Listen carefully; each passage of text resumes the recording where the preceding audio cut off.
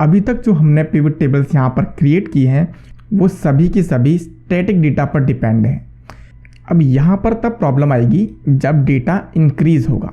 Example के लिए एक सिंपल यहाँ पर टेबल दिख रही है।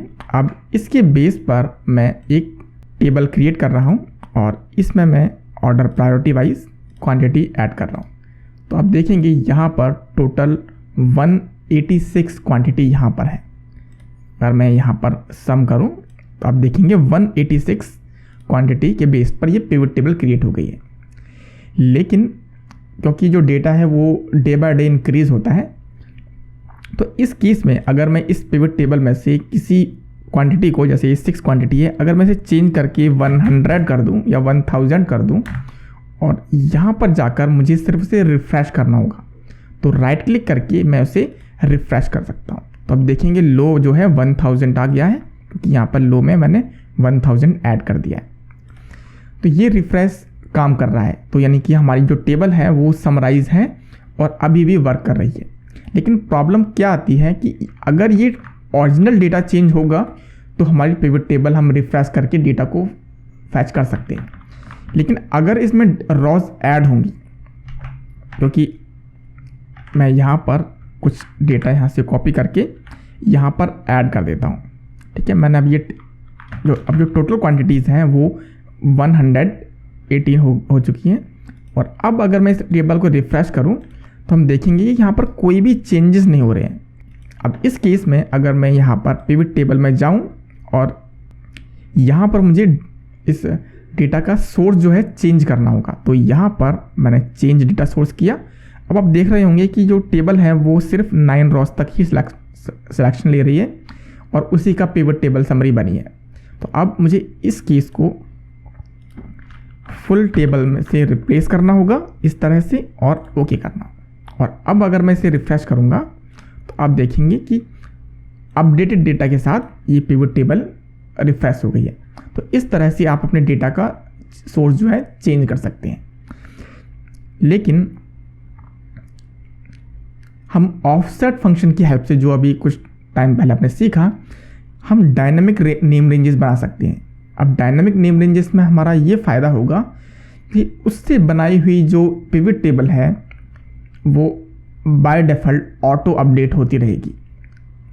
अब ये मेरे पास पिवट टेबल है, मैं इसमें से वो रॉज रिमूव कर देता हूँ और मुझे अब इस टेबल को सेलेक्ट करते हुए एक रेंज क्रिएट करनी है। तो मैं यहाँ पर एक ऑफसेट फंक्शन की हेल्प से उसे क्रिएट कर रहा हूँ। तो जो फिक्स रेफरेंस है मैं इसे यहाँ से दे रहा हूँ, मैं इसे फ्रीज कर रहा हूँ। अब जो रॉज हैं, ये कितनी रॉ लेनी है वो इस बात पर डिपेंड करता है कि कितना डेटा यहाँ पर फिल आउट है। तो अगर मैं यहाँ पर काउंट ए फंक्शन का यूज़ करूँ और इस तरह से सिलेक्ट कर लूँ तो इससे मुझे नंबर ऑफ रॉज मिल जाएंगी।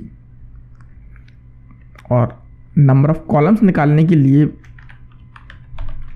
मैं काउंट ए यूज़ करूँगा और इस तरह से सिलेक्शन दूंगा। तो मैं इसे फ्रीज कर लेता हूँ और मैं इसे भी फ्रीज कर लेता हूँ। अब इस केस से मैंने यहाँ पर गलत कर दिया है, क्योंकि रॉ और कॉलम्स जो हैं मुझे कितना ऑफसेट कराना है वो वैल्यूज़ हैं। ये हाइट और विड्थ मैंने अकाउंट से सिलेक्ट कर लिया है। रॉ के लिए 1 डालेंगे, मुझे कितने रॉ शिफ्ट करनी है, मुझे 0 रॉ शिफ्ट करनी है। और मुझे कितने कॉलम शिफ्ट करने हैं, मुझे 0 कॉलम शिफ्ट करने हैं।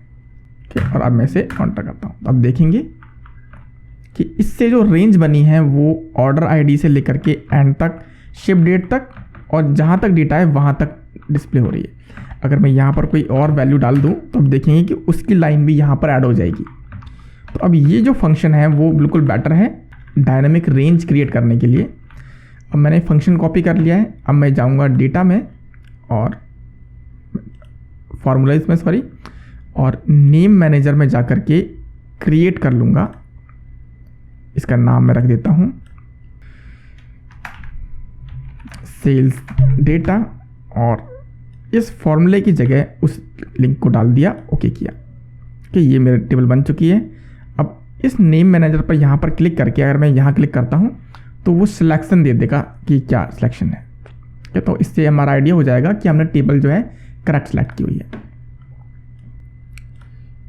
देखिए अब अगर मैं कुछ और डेटा को यहाँ पर ऐड करता हूँ और अब मैं नेम मैनेजर चेक करना चाहूँ, मेरी सेल्स डेटा है, और अब इस वाइट स्पेस पर क्लिक करेंगे तो अब देखेंगे कि सिलेक्शन देखिए रॉ आईडी से लेकर के नीचे तक ऐड हो चुका है। यानी कि जैसे ही डेटा ऐड होगा वैसे ही सिलेक्शन भी बढ़ जाएगा, डेटा कम होगा तो सिलेक्शन भी कम हो जाएगा। अब जो ये पिवट टेबल है इसका मुझे जो सोर्स है वह चेंज करना है, तो यहाँ से मैं चेंज डेटा सोर्स करूँगा। लेकिन यहाँ पर देखिए ऑप्शन आप ध्यान से पढ़ेंगे तो ये टेबल एंड रेंज है, तो यहाँ से मैं काट करके मुझे यहाँ से नेम रेंज डालनी है। तो नेम रेंज अगर मुझे ऐसे नहीं पता है तो उसके लिए सिंपल वर्ड हम टेक्निक यूज़ करेंगे, हम F3 प्रेस करेंगे और उससे ये एक डायलॉग बॉक्स ओपन होगा जिसमें जितनी भी हमारी नेम रेंज इस शीट में है सभी डिस्प्ले होंगी। तो मुझे सेल्स डेटा वाली नेम रेंज चाहिए और मैं ओके करता हूँ और क्लिक ओके करेंगे। अब इसके बाद मैं इसे रिफ्रेश करता हूँ तो देखिए वैल्यू जो है 1782 है। अब मैं यहाँ काउंट कर लेता हूँ तो ये 1782 है। अब अगर मैं इस लाइन आइटम्स को रिमूव कर देता हूँ और अब मैं इसे रिफ्रेश करता हूँ तो देखिए वैल्यू जो है चेंज हुई। और अगर हम डेटा को और ऐड करेंगे, फॉर एग्जांपल के लिए मैंने ये काफ़ी सारा डेटा यहाँ पे कॉपी कर लिया और अब इसे रिफ्रेश करते हैं, देखिए वैल्यूज़ जो है यहाँ पर चेंज हो गई। यानी कि हमने यहाँ पर तो यहाँ पर नेम रेंजेस की हेल्प से हमने एक पिवट टेबल क्रिएट कर ली जो फुली डायनेमिक है। डेटा ऐड होने पर अब बिजनेस केस में डेटा जो है हमारा बढ़ता जाएगा और उस हिसाब से हमारी पिवट टेबल भी ऑटोमेटिक अपडेटेड रहेगी। अब इसमें कुछ जो कैलकुलेशंस का हम ऑप्शंस देखते हैं, अगर मैं यहाँ पर जाऊँ तो आप देख रहे होंगे कि अभी ये है by default sum of order quantity कहते हैं। ठीक, यहाँ पर अगर मैं वैल्यू फील्ड सेटिंग्स में जाऊँ तो अब यहाँ पर मुझे सम काउंट एवरेज वगैरह दिखाई दे रहे हैं। और इसके अलावा अगर मैं नंबर शो ना करना चाहूँ तो मैं यहाँ पर शो वैल्यू एस में नो कैलकुलेशन की जगह पर हम परसेंटेज ऑफ ग्रैंड टोटल निकाला जा सकती है। तो मैंने परसेंटेज ऑफ ग्रैंड टोटल किया, ओके किया, तो देखेंगे कि वो अब परसेंटेज के हिसाब से ये चार्ट्स जो है यहाँ पर डिस्प्ले हो रहे हैं। तो इसके लिए मुझे एक और ऑर्डर क्वांटिटी यहाँ डालनी होगी। तो ये तो जो मेरा हो गया परसेंटेज के बेस पर, इसका मैं नाम यहाँ पर से चेंज कर सकता हूँ। ये हो गई मेरा ऑर्डर क्वांटिटी परसेंटेज, और जो ये हो गया मेरा टोटल क्वांटिटी। ओके, तो इस तरह से इसके अंदर डिफरेंट टाइप की जो है कैलकुलेशन कर सकते हैं। अब एक और एग्जांपल हम यहाँ पर लेते हैं जो कि एक बहुत ही अच्छी केस स्टडी है कि हमें यहाँ पर एक्चुअल में ऑर्डर प्रायोरिटी के साथ शिप मोड भी दिखाना है, पर हम उसे इस तरीके इस वेआउट में नहीं दिखाना चाहते। क्योंकि फॉर एग्जांपल के लिए, क्योंकि अगर मेरे पास इस तरह से कोई डेटा है और मुझे यहाँ पर सम इफ़ या काउंट इफ़ लगाना है तो आप देखेंगे कि यहाँ पर ऐसा कोई डेटा नहीं है जिसमें लो और डिलीवरी ट्रक की वैल्यू निकाल सकूँ, कि जो है लो और जो डिलीवरी ट्रक है वो अलग अलग सेल्स में है। तो इसके लिए मुझे एक केस में चाहिए, यानी सिंगल केस में चाहिए जिसमें एक रॉ जो है critical, high, low and medium की आए और दूसरी रॉ में ये डिलीवरी ट्रक दिखाई दे। तो इसके लिए हम क्लासिक पिवट टेबल का यूज़ करेंगे। तो क्लासिक पिवट टेबल को सबसे पहले एक्टिवेट करने के लिए मैं पिवट टेबल पर जाकर राइट क्लिक करूँगा और यहाँ पर पिवट टेबल ऑप्शंस में जाऊँगा। ओके, तो ये है मेरी पिवट टेबल ऑप्शंस और यहाँ पर कई तरह के मेरे पास टूल्स मिलेंगे मुझे यहाँ पर। अब इसमें मैं डिस्प्ले टैब में जाऊँ तो मुझे यहाँ मिलेगा क्लासिक पिवट टेबल लेआउट। तो इसी पर मैं क्लिक करके ओके करूँगा। तो अब आप देखेंगे कि ये जो लेआउट है अब वो क्लासिक पिवट टेबल में कन्वर्ट हो गया है।